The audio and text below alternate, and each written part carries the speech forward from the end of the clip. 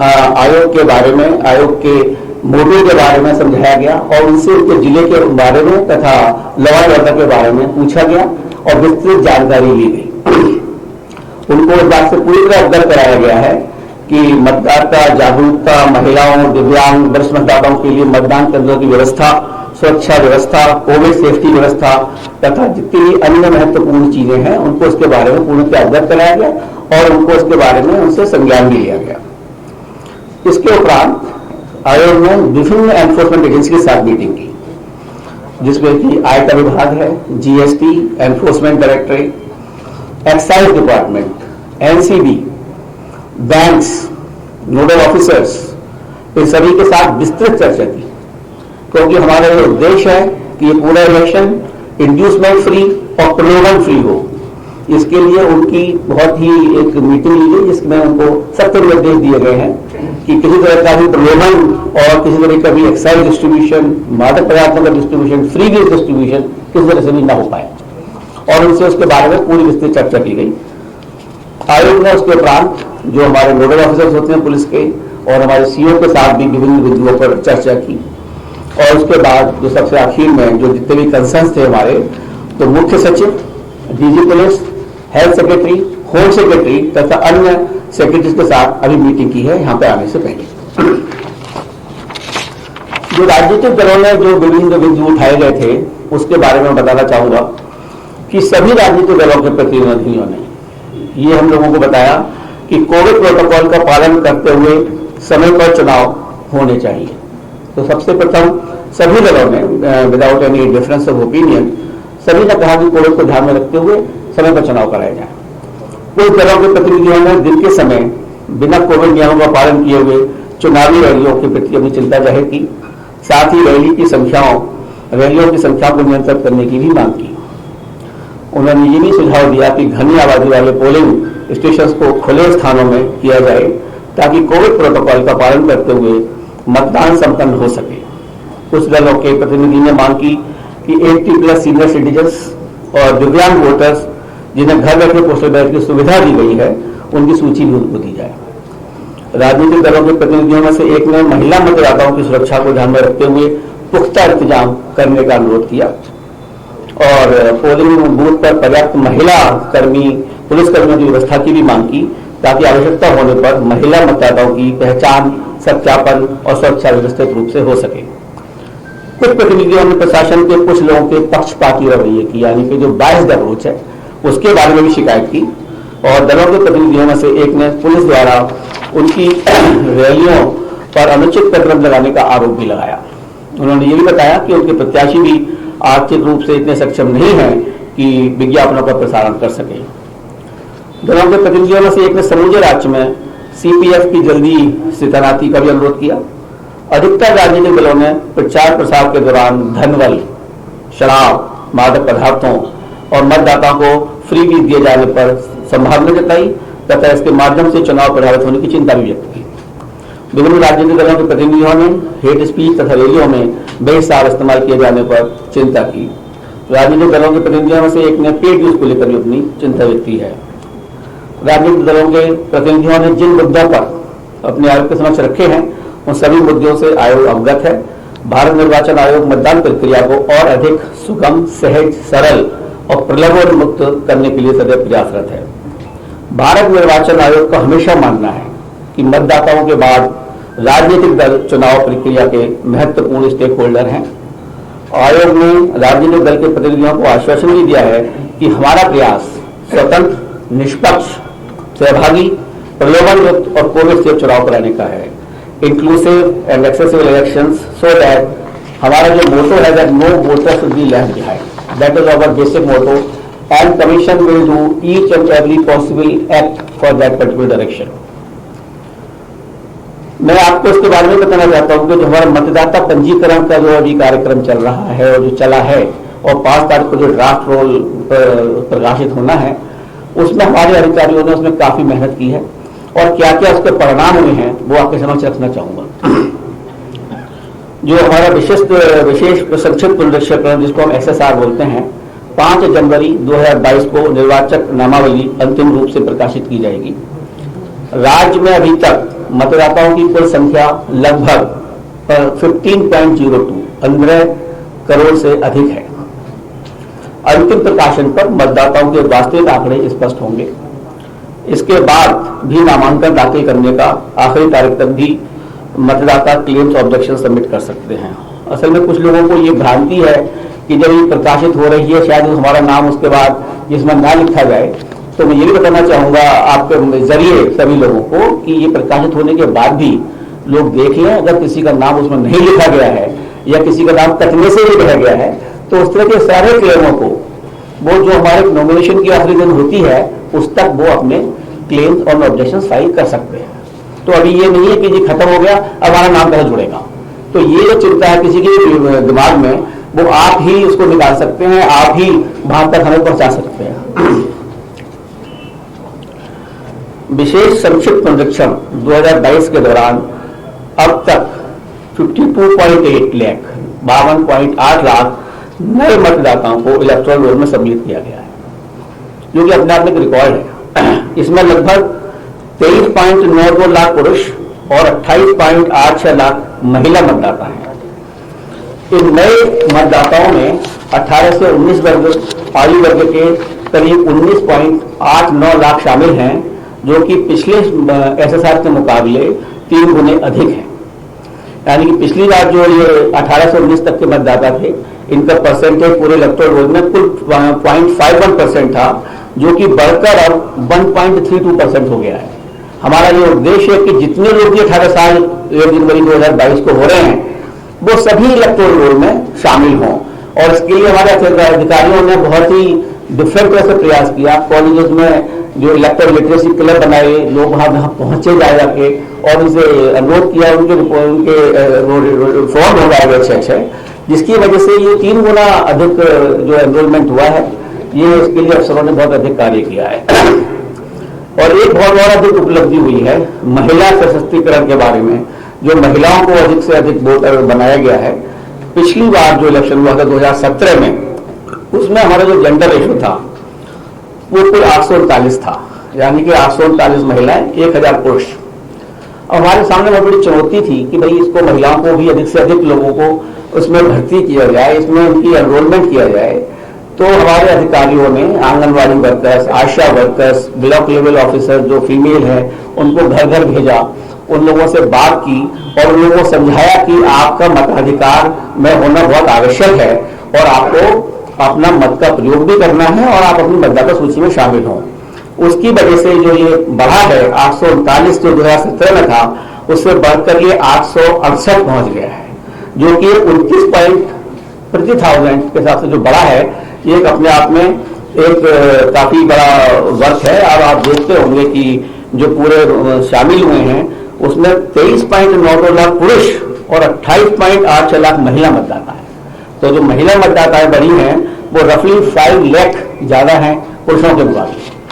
तो ये जो इस दिशा में काम किया गया है इसका रिजल्ट भी बहुत अच्छा आया था, जो कि वोटर टर्नआउट मैं आपसे बाद में डिस्कस करूंगा, उस पर भी इसका प्रभाव पड़ेगा और पूरा महिलाओं का इसमें पूरा योगदान रहेगा। ये हमारा एक अथक प्रयास है। और इसके बाद सभी डीओ को इंस्ट्रक्शन भी दे दिए गए कि मतदाता सूची से जुड़ी शिकायतों का अगर किसी को 5 तारीख के बाद जो भी हमारा प्रकाशित होगा उसमें किसी की शिकायत रह गई है, उसके बाद भी उसकी शिकायत को अटेंड करें और उसका तुरंत निस्तारण करें। सारे लोगों से हम लोगों ने जितने भी डिस्ट्रिक्ट मजिस्ट्रेट और डीओ थे सबसे पूछा है कि उन्होंने सभी पॉलिटिकल पार्टी के साथ मीटिंग की है, उन्होंने अवगत कराया है, हमको विश्वास दिया कि सारी पॉलिटिकल पार्टी से मीटिंग हुई है, उनके मिनट्स बने हैं और किसी भी पॉलिटिकल पार्टी का कोई भी ऐसी शिकायत नहीं है जिसका कि निस्तारण अभी तक नहीं किया गया है। उसके बावजूद भी आदेश दिए गए हैं उनको कि अगर किसी की भी शिकायत आती है उसका तुरंत निस्तारण करें और उनके साथ मीटिंग करें। मुख्य निर्वाचन अधिकारी ने हम लोगों को ये भी अवगत कराया, क्योंकि हमारा जो प्रयास है दिव्यांगजनों के लिए, सीनियर सिटीजन्स के लिए एक समाज कार्यकृत है और आयोग उसमें चाहेगा कि उनकी भागीदारी पूरी तरीके से हो। तो अभी तक जो पोजीशन है उसके हिसाब से इस राज्य में 10,64,266 दिव्यांग मतदाता हैं और 80 वर्ष से अधिक आयु के जो मतदाता हैं वो 24,03,296 मतदाता हैं और 2,97,442 सर्विस मतदाताओं को भी आइडेंटिफाई किया गया है। सभी मतदान पूरी तरीके से एक्सेसिबल होंगे, जहां पर हमारे दिव्यांगजनों को कोई परेशानी न हो, जहां हर तरह से सुविधा दी जाएगी जिससे कि सहजता से मतदान कर सकें। ये हमारा दायित्व है कि जो हमारे बुजुर्ग हैं और जो हमारे दिव्यांगजन हैं उनको हम मतदान के लिए प्रेरित करें और उनको अधिक से अधिक मतदान कराएं। हमारे इस प्रयास से अभी जो एक राज्य में इलेक्शन हुआ था, मैं आपको बताना चाहूंगा कि उसमें 90% जो दिव्यांगजन थे उन लोगों ने वोट दिया था। तो एक अपने आप में एक मिसाल है और हम चाहेंगे कि वो मिसाल हमारे इस राज्य में भी पूरी तरह से चले। और आपको जानकर खुशी होगी कि इस प्रदेश में पहली बार 80 वर्ष से अधिक आयु वर्ग के वरिष्ठ नागरिकों को, दिव्यांग मतदाताओं को और कोविड अफेक्टेड मतदाताओं को आयोग घर द्वारा घर पर ही बैठे हुए पोस्टल बैलेट की ऑप्शनल सुविधा प्रदान करेगा। मतलब कि आपकी इच्छा है, हम तो आपको चाहते हैं कि आप आए हमारे पोलिंग स्टेशन पे, जो कि पूर्णतः आपके लिए सुरक्षित हैं। उसके बावजूद भी अगर कोई लोग नहीं आना चाहते, जैसे 80 प्लस के आदमी हैं, अगर वो नहीं आना चाहते हैं तो ECI will go to their doorstep. ECI is at the doorstep of these senior citizens, of these divyang persons and these persons who are absolutely COVID affected. We will go to their home. लेकिन इसमें पूर्ण क्या पारदर्शिता बरती जाएगी। कुछ political parties का थोड़ा सा कंसर्न था। मैं बताना चाहूंगा कि जो लोग भी इस तरह से अपने फॉर्म भरेंगे और जो इसमें आना चाहेंगे कि हम घर से ही वोट देना चाहते हैं, उनका नाम पॉलिटिकल पार्टीज को दिया जाएगा। जो हमारी टीम जाएगी उसकी वीडियोग्राफी होगी, टाइम बताया जाएगा। सो और ये भी मेंटेन किया जाएगा सीक्रेसी डिस्टर्ब ना हो, because ultimately it has to be secret ballot. So secrecy maintain रहे, लेकिन साथ में पारदर्शिता हो और निष्पक्षता हो। ये एक बहुत बड़ी चीज है, चुनौती है, जिसको कि हम लोग पूरा करेंगे और सभी लोगों को उसमें हम लोगों का सहयोग देना चाहिए कि अगर हम उनके घर पर जा रहे हैं, पहली बार इस तरह की सुविधा दी जा रही है। हालांकि बहुत से लोगों ने इसको नहीं लिया और उन्होंने कहा क्योंकि ये तो एक पर्व है और हम लोग जाना चाहेंगे बूथ पर। तो जब हम लोगों ने बिहार में इस तरह से सबसे पहले शुरू किया था तो वहां पे कोई 3% लोगों ने कहा कि हम आपको घर बैठे बैठे हम इलेक्शन करेंगे, बाकी लोग तो सब बूथ पर ही आए थे। तो इस तरह से यहाँ पर भी हम जब चाहेंगे जो जो लोग फॉर्म भरेंगे उसकी विधिवत सूचना दी जाएगी पॉलिटिकल पार्टीज को और उनको पूरी तरीके से, जो मेरा एक सुझाव हमेशा कि DCI is ECI is at door that. तो ये इसके द्वारा हम चाहेंगे कि मतदान इसी तरीके से हो और उन लोगों को हम मतदान में भागीदारी बना सके। और मंथन का आज अंतिम दौर था और इसी की प्रेस कॉन्फ्रेंस हो रही है जिसमें उन्होंने बताया कि प्रदेश सरकार का कार्यकाल भी खत्म हो रहा है और तमाम तरीके की सुविधाएं भी इस बार दी जा रही हैं। उन्होंने कहा कि सभी राजनीतिक दलों के साथ बैठक की गई, मंथन किया गया, जिसमें सभी राजनीतिक दल चाहते हैं कि अपने तय समय पर ही चुनाव हो। यहां पर वक्त हो गया एक छोटे से ब्रेक का, जल्द हाजिर होता है। आप देख रहे हैं के न्यूज, खबरों का सारथी। शहरों में बढ़ती मेट्रो की रफ्तार, हर शहर को जोड़ता एक्सप्रेसवे का जाल, शिक्षा के क्षेत्र में ऐतिहासिक सुधार, ये है नए भारत के बदलते उत्तर प्रदेश की पहचान। 33 नए मेडिकल कॉलेजों का निर्माण, DBT के माध्यम से खातों में सीधा भुगतान कर मिशन रोजगार के जरिए युवाओं को आत्मनिर्भर और सशक्त बनाया है। प्रदेश की औद्योगिक इकाइयों में बढ़ती विकास की रफ्तार, केंद्र सरकार की 44 योजनाओं में यूपी को शीर्ष स्थान सिर्फ योगी सरकार की मजबूत इच्छा शक्ति से ही संभव हो सका। फर्क साफ है, सोच ईमानदार, काम दमदार। खुदी को आजमाया है तो ये अंदाज आया है, खुदी को आजमाया है तो ये अंदाज आया है। तुम में भी मैं हूं, शुद्ध प्लस पान मसाला। नमस्कार। कोरोना का एक नया वायरस आया है, ओमिक्रॉन। ये बहुत तेजी से फैलता है। आपका बेटा, आपका भाई होने के नाते मुझे आपकी सेहत और आपकी ज़िंदगी की बहुत फिक्र है। हाथ जोड़ के आपसे विनती है, घर से कम बाहर निकलें, हमेशा मास्क पहन के रखें। मास्क बहुत बहुत ज़रूरी है और मास्क को सही तरीके से लगाएं। सोशल डिस्टेंसिंग का पालन ज़रूर करें और बार बार साबुन से हाथ धोते रहें। अभी तक जिन्होंने कोरोना वैक्सीन नहीं ली वो कोरोना वैक्सीन भी जरूर ले लें। हम 2 करोड़ दिल्ली वासियों ने जैसे पहले कोरोना का मुकाबला किया था, वैसे इस बार हम सब मिलके ओमिक्रॉन को भी हराएंगे। आपकी सलामती के लिए जो भी ज़रूरी कदम है हम उठाएंगे। हमें अगर कुछ रेस्ट्रिक्शंस लगाने पड़े तो प्लीज़ उनका पालन ज़रूर करना। वो केवल आपकी सेहत और सलामती के लिए हैं। हमेशा की तरह इस बार भी मुझे आपका साथ चाहिए। हर दिल्लीवासी अगर नियमों का पालन करेगा तो इस बार भी कोरोना ज़रूर हारेगा। जय हिंद।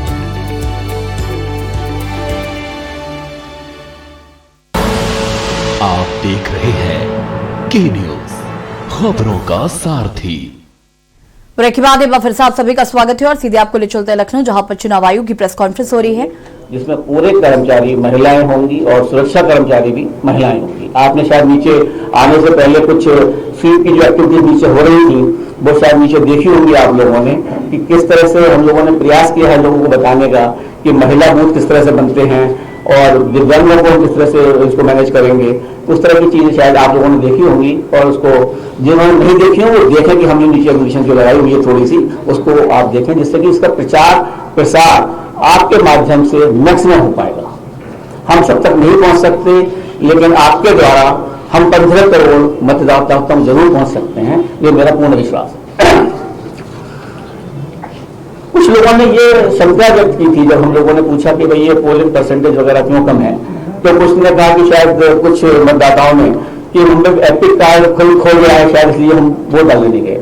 मैं बताना चाहूंगा कि एपिक कार्ड के अलावा 11 ऐसे दस्तावेज और हैं जिनके पुलिस के द्वारा उनकी पहचान की जाएगी और अगर उनके पास मतदाता एपिक कार्ड नहीं भी है तो उनके जरिए वो जा सकते हैं वहां पे और उनको वोट डालने का अधिकार पूर्ण दे दिया जाएगा। जैसे पैन कार्ड है, पोस्ट ऑफिस द्वारा जारी पासबुक है, मनरेगा कार्ड है और आपका आधार कार्ड है। इस तरह के कई 11 हमारे दस्तावेज हैं जिनके थ्रू वो जा सकता है और कोई ये मतलब फील ना करे कि मेरा नाम अगर सूची में है मुझ पर एपिक कार्ड नहीं है तो मतदाता मैं कार्ड अपना उपयोग नहीं कर पाऊंगा, क्योंकि सबसे इम्पोर्टेंट चीज है अब वोट डालना। उसके लिए हमारा आयोग जो भी संभव प्रयास होगा उसमें कहीं पीछे नहीं हटेगा और अगर आपको भी सजेशन देने होंगे तो आप हम भेजें और हम चाहेंगे कि हमारे इस प्रदेश का टर्नआउट भी बढ़े, बहुत बड़ा आवश्यक है। जिसके बाद मैं आपको बताना चाहूंगा जैसे कि 2019 के चुनावों से भी हो रहा है, इस बार भी उत्तर प्रदेश में सभी बूथों पर ईवीएम वीवीपैट सभी बूथों पर लगाई जाएगी और सुप्रीम कोर्ट के आदेशानुसार हर असेंबली कंस्टिट्यूएंसी में कम से कम 5 पोलिंग स्टेशन की वीवीपैट स्लिप्स को ईवीएम काउंट से मैच किया जाएगा। आयोग ने सीओ को ईवीएम और वीवीपैट के बारे में व्यापक जागरूकता और उपयोग में आसानी के लिए फिजिकल तथा डिजिटल पहुंच बढ़ाने के लिए भी कहा है कि सभी लोगों को इसके बारे में बताया जाए। अगर किसी की भ्रांति है उसको दिखाया जाए कि ये ईवीएम है, ये वीवीपैट है और इसको आप खुद देख सकते हैं कि जो आपने बटन दबाया हुआ है वो आपको दिख रहा है। और आई थिंक देखने से बड़ा प्रमाण कुछ नहीं होता। Seeing is believing, if you can see it you can believe it, even that if you do not believe it you can not believe your eyes.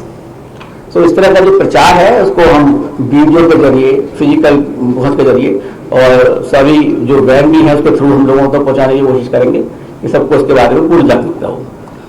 एक और इम्पोर्टेंट स्टेप है पारदर्शिता के माध्यम में रखते हुए, जितनी नेट कनेक्टिविटी पूरे प्रदेश में पूरी तरह से नहीं है, उसके बावजूद 1,74,351 मतदान स्थलों में से एटलीस्ट 1 लाख मतदान स्थलों पर वेबकास्टिंग की जाएगी, लाइव वेबकास्टिंग पोलिंग बूथ के अंदर, कि सो दैट हम सबको दिखा सकें कि पारदर्शिता पूरी तरीके से है बूथ के अंदर। हम लोग खुद मॉनिटर करेंगे, डीओ मॉनिटर करेंगे, पूरा सिस्टम होगा मॉनिटर करने का, जिससे कि किसी बूथ की पारदर्शिता सभी के सामने उपलब्ध हो और किसी तरह की भी गड़बड़ी किसी भी बूथ में ना होने पाए। अब मैं आपको बताना चाहूंगा वोटर टर्नआउट के बारे में।